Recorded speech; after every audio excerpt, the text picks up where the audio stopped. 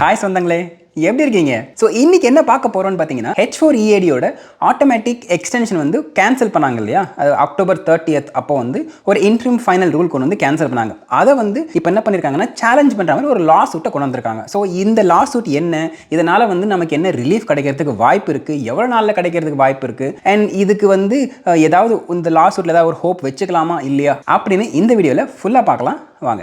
நம்ம எல்லாருக்குமே தெரியும், H4EAD அப்ளை பண்ணும்போது அக்டோபர் 30th 2025க்கு முன்னாடி வரைக்கும் நீங்கள் வந்து கரெக்டான டைமுக்கு நீங்கள் ஃபைல் பண்ணிட்டீங்க, அது எக்ஸ்பைரிக்கு முன்னாடியே ஃபைல் பண்ணிட்டீங்க அப்படின்னா உங்களுக்கு வந்து 540 days ஆட்டோமேட்டிக் எக்ஸ்டென்ஷன் வந்து இருக்கும். அதாவது H4EAD வேலிடிட்டி முடிஞ்சாலும் அதுக்கப்புறமா நீங்கள் வந்து கண்டினியூஸாக ஒர்க் பண்ணலாம் அப்படிங்கிற மாதிரி ஒரு ரூல் இருந்துச்சு. இது வந்து நிறைய பேருக்கு ஒரு பெரிய வரப்பிரசாதமாக இருந்துச்சு. ஏன்னா ஒரு 2-3 வருஷம் நீங்கள் பேக்கில் போனீங்க அப்படின்னா நிறைய பேருக்கு வந்து H4EAD அப்ரூவ் ஆகிறது வந்து ரொம்ப வந்து டிலே ஆச்சு. First of all H4 approve ஆகணும், அதுக்கப்புறம் தான் வந்து H4EAD வந்து அப்ரூவ் ஆகும். இல்லை வந்து புதுசாக ரெனியூவல் இதெல்லாம் வந்து இப்போ பெரிய ப்ராசஸ் இருந்துச்சு அண்ட் பயங்கர டிலே இருந்துச்சு. நான் வந்து பர்சனலாக இதெல்லாம் ஃபேஸ் பண்ணியிருக்கேன். 2021லாம் பார்த்தீங்கன்னா சில பேர் வந்து 8 மாதம் 9 மாதம் 10 மாதம் 12 மாதம் வரைக்கும் கூட வெயிட் பண்ணாங்க. சர்வீஸ் ரிக்வஸ்ட் ரைஸ் பண்ணியும் வந்து எந்த ஒரு ஆக்ஷனுமே இல்லாத மாதிரி தான் அந்த காலகட்டம் இருந்துச்சு. அதனால் நிறைய பேர் வந்து கஷ்டப்படுறாங்க. அப்படிங்கிறதுக்காக பைடன் அட்மினிஸ்ட்ரேஷன் என்ன பண்ணாங்கன்னா, அவங்க வந்து அந்த 540 day ரூலை வந்து இன்ட்ரடியூஸ் பண்ணாங்க. ஸோ இதை வந்து ஒரு பெரிய வரப்பிரசாதமாக 2 வருஷத்துக்கு நிறைய பேருக்கு ஹெல்ப்ஃபுல் ஆச்சு. அதுக்கப்புறம் ட்ரம்ப் அட்மினிஸ்ட்ரேஷன் வந்ததுக்கப்புறம் இந்த ஆட்டோமேட்டிக் எக்ஸ்டென்ஷன் கிடையாது.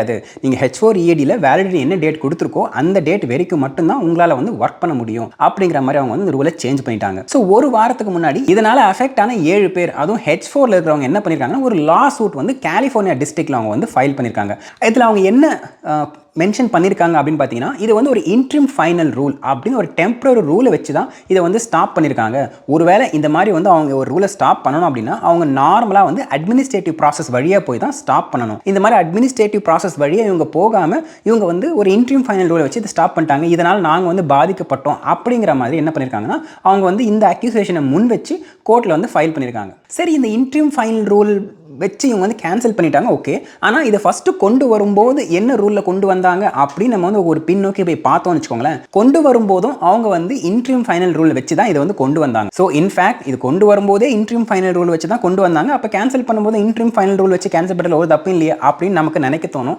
ஆனால் இந்த ரூல்ஸ் அண்ட் ரெகுலேஷன்ஸ் படி நீங்கள் ஒரு ரூலை கேன்சல் பண்ணும்போது நீங்கள் அட்மினிஸ்ட்ரேட்டிவ் ப்ராசஸ் வழியாக ஒழுங்காக கரெக்டாக அந்த ப்ராசஸ் வழியாக போகணும் அப்படிங்கிறது ரூல். அண்ட் இது அவங்க பண்ணலை அப்படிங்கிற அந்த ஒரு பாயிண்ட்டை முன் வச்சு தான் அவங்க வந்து இந்த கேஸை வந்து கொண்டு வந்திருக்காங்க. ஸோ இந்த கேஸை கொண்டு வந்தோன்னா எல்லாருக்கும் ஒரு சின்ன ஒரு ஹோப் வந்து இருந்துச்சு. ஏன் அப்படின்னு பார்த்தீங்கன்னா, 2022ல இதே மாதிரி ஒரு கேஸ், அந்த கேஸ் நல்ல ஃபேமஸான கேஸ், அதாவது எடக்குன்னி வெர்சஸ் USCIS. இந்த கேஸில் என்ன ஆச்சுன்னு பார்த்தீங்கன்னா, H1B ப்ரீமியம் ப்ராசஸிங் அப்ளை பண்ணும்போது நீங்கள் எதுக்கு H4 அண்ட் H4EAD தனித்தனியாக பார்க்குறீங்க, இது ஒரே இதுவாக பண்டில் பண்ணணும் அப்படிங்கிற மாதிரி அவங்க இதை வந்து இதே மாதிரி அட்மினிஸ்ட்ரேட்டிவ் ப்ராசஸ் அப்படிங்கிற வழியாக போகாமல் இந்த மாதிரி அவங்க வந்து டிஸ்கிரிமினேட் பண்ணுறாங்க அப்படிங்கிற மாதிரி ஒரு வாதத்தை முன் வச்சு என்ன பண்ணாங்கன்னா, அந்த கேஸ் வந்து வாதாடினாங்க. அண்ட் USCIS என்ன சொல்லிடுச்சுன்னா, அப்போ ஓகே ஃபைன், நாங்கள் என்ன பண்ணுறோம், இந்த மூணுமே வந்து ஒன்றா பண்டில் பண்ணிக்கிறோம் அப்படிங்கிற மாதிரி அந்த கேஸை வந்து செட்டில் பண்ணிட்டாங்க. அதுக்கப்புறத்து வந்து ஒரு 2 years, ஒரு ஜனவரி 2025ல அந்த ரூல் வந்து எலாப்ஸ் ஆகிற வரைக்குமே H1 ப்ரீமியம் ப்ராசஸிங் பண்ணும்போது H4 அண்ட் H4EAD இது மூணுமே ஒரே பண்டில் அவங்க கன்சிடர் பண்ணி அவங்க வந்து அப்ரூவ் பண்ணிட்டு இருந்தாங்க. இதனால் நிறைய பேருக்கு நன்மை வந்துச்சு, நாமளும் வந்து நிறைய பார்த்துருக்கோம்.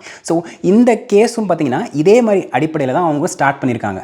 அந்த எடக்குன்னி கேஸோட ரெஃபரன்ஸ் வச்சு தான் அவங்க இந்த கேஸும் வந்து அட்மினிஸ்ட்ரேட்டிவ் ப்ராசஸ் இவங்க ஒழுங்காக பண்ணலை, இவங்க சும்மா வந்து ஒரு டெம்பரரியாக ஒரு விஷயத்தை கொண்டு வந்து இந்த மாதிரி பண்ணக்கூடாது, நாங்கள் நிறைய அஃபெக்ட் ஆகிறோம் அப்படிங்கிற அதே பேசிஸில் கிட்டத்தட்ட அவங்க வந்து இந்த கேஸை வந்து கொண்டு வந்திருக்காங்க. ஸோ இதை வச்சு பார்க்கும்போது ஒருவேளை ஏதாவது ஒரு செட்டில்மெண்ட் வரதுக்கு வாய்ப்பு இருக்குது அப்படின்னு இங்கே இருக்க நிறைய பேருக்கு ஒரு சின்ன ஒரு ஹோப் இது வந்து கொடுக்குது. இது வந்து ஒரு நிறைய பேர் வந்து பேச ஆரம்பிக்கிறாங்க. ஆனால் இதில் இருக்க ஒரு பிரச்சனை என்னென்னா, அப்போ இருந்த அட்மினிஸ்ட்ரேஷன் வேறு அண்ட் இப்போ இருக்கிற அட்மினிஸ்ட்ரேஷன் வேறு. ஸோ இது வந்து போன வாட்டி மாதிரி செட்டில் பண்ணுவாங்களா அப்படின்னு கேட்டிங்கன்னா ஒரு பெரிய கேள்விக்குறி தான். அது என்ன ஆகும் நம்ம கிட்ட வரும்போது தான் தெரிஞ்சுக்க முடியும்.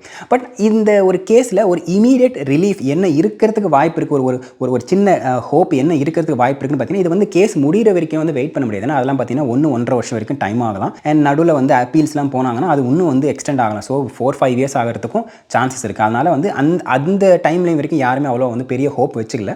இங்கே இருக்க ஒரு சின்ன ஹோப் என்ன அப்படின்னு பார்த்தீங்கன்னா, இந்த மாதிரி கேஸஸ் கொண்டு வரும்போது ஜட்ஜ் என்ன பண்ணுறதுக்கு வாய்ப்பு இருக்குது அப்படின்னு பார்த்தீங்கன்னா, ஃபஸ்ட்டு வந்து ஒரு டெம்பரரி இன்ஜங்ஷன் கொடுக்கறதுக்கு வாய்ப்பு இருக்குது. விச் மீன்ஸ் தட் இது இந்த மாதிரி வித்ட்ராவல் பண்ணாங்க இல்லையா, அந்த ரூலை வந்து டெம்பரரியாக பாஸ் பண்ணுறதுக்கு வாய்ப்பு இருக்குது. அப்படி டெம்பரரியாக பாஸ் பண்ணாங்கன்னா இதுக்கு முன்னாடி இருக்கிற அந்த ரூல் 540 எக்ஸ்டென்ஷன் ரூல் வந்து திருப்பி வந்து எஃபெக்டில் வந்துடும். ஸோ அது வந்து அப்ளிகபிள் ஆக ஆரம்பிச்சிடும். ஸோ இதை வந்து இந்த ஒரு விஷயம் பண்ணுறதுக்கு பார்த்திங்கன்னா 2 to 6 months டைம் எடுக்கலாம். அதுக்குள்ளே அவங்க வந்து ஓகே இந்த கேஸை ஃபுல்லாக பார்த்து முடிக்கிற வரைக்கும் நிறைய ரியல் ஹார்ம் வந்து H4 கேண்டிடேட்க்கு இருக்குது. அதனால் என்ன பண்ணலாம்னா இது வந்து டெம்பரரியாக இந்த ரூலை பாஸ் பண்ணி வைக்கிறேன் அப்படின்னு வந்து அந்த ஜட்ஜ் வந்து ஒரு ஆர்டர் வந்து கொடுக்கலாம். அப்படி கொடுத்தாங்கன்னா தென் ஒரு சின்ன ரிலீஃபாக இருக்கும். ஸோ இந்த டெம்பரரி இன்ஜெக்ஷன் கிடைக்குமா அப்படிங்கிறது தான் இப்போ வந்து ஒரு பெரிய ஒரு ஹோப்பாக இருக்குது மக்களுக்கு. இது கேஸ் முடிஞ்சு லாஸ்ட் அந்த ஃபைனல் ஜட்மெண்ட் வர வரைக்கும்லாம் யாருமே வந்து ஒரு பெரிய ஹோப் வச்சுலேன்னா நடுவில் என்ன வேணால் வந்து பண்ண முடியும். அண்ட் ஆப்வியஸ்லி டெம்பரரி இன்ஜெக்ஷன் கொடுக்காம இந்த கேஸ் நடத்திக்கிட்டே கூட போகலாம். இல்லை நடுவில் வந்து DHS கிட்ட வந்து நீங்கள் இது பண்ணதுக்கு என்ன காரணம், இதுக்கு பின்னாடி வந்து இவங்க ஹார்ம் இருக்குன்னு சொல்கிறாங்க, நீங்கள் என்ன ஜஸ்டிஃபை பண்ணுறீங்க, நீங்கள் வந்து இவ்வளோ நாளில் நீங்கள் ஜஸ்டிஃபிகேஷன் கொடுக்கணும் அப்படின்ட்டு அவங்க வந்து கேட்டு கூட அனுப்பலாம். ஸோ இது என்ன ஆகும் அப்படின்ட்டு அந்த ஒரு சின்ன அந்த ரூலிங் வச்சு தான் நம்மளால் வந்து கணிக்க முடியும். அண்ட் இதில் வந்து இந்த லா சூட் இந்த ரூலை வந்து அப்படியே என்ன சொல்கிறது பர்மனெண்ட் ஆக்காது. ஏன்னா DHSக்கு என்ன ரூல் கொண்டு வரதுக்கும் அவங்களுக்கு வந்து அதிகாரம் இருக்குது. இந்த லா சூட் வந்து நீங்கள் இந்த ரூலை கொண்டு வர முடியாது உங்களால் அப்படின்னு அக்யூஸ் பண்ணல. அவங்க என்ன சொல்கிறாங்கன்னா நீங்கள் என்ன வேணால் பண்ணிக்கோங்க, பிரச்சனை இல்லை, ஆனால் அது முறைப்படி பண்ணுங்கள், அட்மினிஸ்ட்ரேட்டிவ் ப்ராசஸ் வழியாக போய் பண்ணுங்கள், ஆனால் இந்த மாதிரி இன்ட்ரீம் ஃபைல் ரூலியாக பண்ணுறது தப்பு, நாங்கள் வந்து திடீர்னு பாதிக்கப்படுறோம் அப்படிங்கிறது தான் அவங்களோட லா சூட்டோட ஒரு சாராம்சமாக இருக்குது. அண்ட் ஒருவேளை இந்த லா சூட் எல்லாமே வந்து என்ன சொல்கிறது அப்படியே ரொம்ப நாள் இழுத்துச்சுன்னா கூட டிபார்ட்மெண்ட் ஆஃப் ஹோம்லேண்ட் செக்யூரிட்டியில் DHS அவங்க தாராளமாக என்ன பண்ணலாம்னா அட்மினிஸ்ட்ரேட்டிவ் ப்ராசஸ் வழியாக போய்ட்டு கூட அதை அவங்க ஸ்டாப் பண்ணலாம். அது இன்னும் கொஞ்சம் டைம் எடுக்கும், ஒரு 6 மாதத்துலேருந்து 8 மாதம் அந்த மாதிரி கொஞ்சம் டைம் எடுக்கும். ஆனால் அவங்களுக்கு நினச்சா அவங்க வந்து பண்ண முடியும். ஸோ இந்த லா சூட்னால உங்களுக்கு என்ன பெனிஃபிட் அப்படின்னு பார்த்தீங்கன்னா இந்த லா சூட் கொண்டு வந்தவங்களுக்கும் என்னை பொறுத்த வரைக்கும் என்னோட ஒப்பீனியன் பொறுத்த வரைக்கும் அவங்க இந்த ஒரு ஜட்மெண்ட் வரைக்கும் வெயிட் பண்ணுற மாதிரி எனக்கு தெரியல. அவங்க இந்த டெம்பரரி இன்ஜங்ஷன் வந்து கொடுத்து இதை நடுவில் ஸ்டாப் பண்ண முடியுமா அப்படிங்கிற மாதிரி தான் அவங்க வந்து கொண்டு போயிருப்பாங்களோ அப்படிங்கிறது என்னோட பர்சனலான ஒப்பீனியன். இதில் இன்னொரு பாயிண்ட் அவங்க என்ன மென்ஷன் பண்ணியிருக்காங்க அந்த லா சூட்டில் அப்படின்னு பார்த்தீங்கன்னா DHS வந்து இந்த இன்ட்ரீம் ஃபைனல் ரூல் கொண்டு வரதுக்கு ஒரு காரணம் சொல்லணும். அந்த காரணம் வந்து நேஷனல் செக்யூரிட்டி அப்படிங்கிற மாதிரி அவங்க வந்து காரணம் மென்ஷன் பண்ணியிருக்காங்க.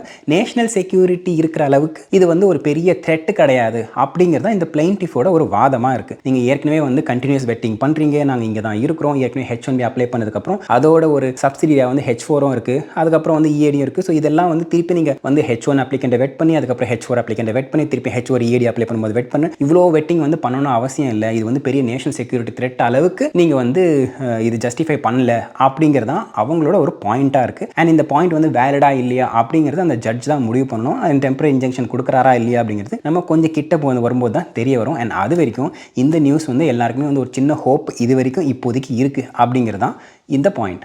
போன கேஸில் எடக்குன்னி கேஸில் அவங்க வந்து பேராவது இருந்துச்சு. அண்ட் இந்த கேஸில் பார்த்தீங்கன்னா அவங்க எல்லாருமே வந்து அனானிமஸ், அதாவது இந்த கோர்ட் கேஸோட நீங்கள் நேம் பார்த்தீங்கன்னா கூட டோ அப்படின்ட்டு இருக்கும். அதாவது ஜான் டோ. எங்கெல்லாம் வந்து நம்ம நார்மலாக ஒரு பேர் யூஸ் பண்ணுவோம் அங்கெல்லாம் வந்து டிஃபால்ட் பேர் மாதிரி ஜான் டோ யூஸ் பண்ணுவாங்க. அந்த மாதிரி வந்து John Doe 1, John Doe 2, John Doe 3 சொல்லிட்டு 1 2 3 4 5 6 7 அப்படின்ட்டு அந்த பிளைன்டிஃப் அந்த டாக்குமெண்ட்டில் வந்து அந்த கோர்ட் ஃபைலிங்கில் வந்து மென்ஷன் பண்ணியிருக்காங்க. விச் மீன்ஸ் சார் இது யார் சொல்லியிருக்கா, இவங்க எல்லாருமே வந்து இந்தியன் நேஷனலா இல்லை அதர் நேஷனலா இல்லை மிக்ஸ்டா எதுவுமே தெரியாது. இப்போதைக்கு 7 H4 ஹோல்டர் அப்படிங்கிறது மட்டும் அந்த டாக்குமெண்ட் பார்க்கும்போது நம்மளால் புரிஞ்சுக்க முடியுது. ஸோ அவ்வளோதாங்க. இந்த கேஸ் வந்து ஒரு லாங் ஷாட் இருக்கும்னு நினைக்கிறீங்களா, இல்லை இது வந்து டெம்பரரி இன்ஜெக்ஷன் வந்தால் அட்லீஸ்ட் ஒரு சின்ன ரிலீஃபாக இருக்கும் அப்படின்னு நினைக்கிறீங்களா? உங்களோட பாயிண்ட் என்ன அப்படின்னு சொல்லிட்டு தாராளமாக வந்து கமெண்ட் செக்ஷன் சொல்லுங்கள், தெரிஞ்சுக்கலாம். அண்ட் இதே மாதிரி இன்னொரு வீடியோ வந்து சந்திக்கிறேன். அது வரைக்கும் thank you, tata, take care, bye bye. And சொந்தம் தொடர சப்ஸ்கிரைப்.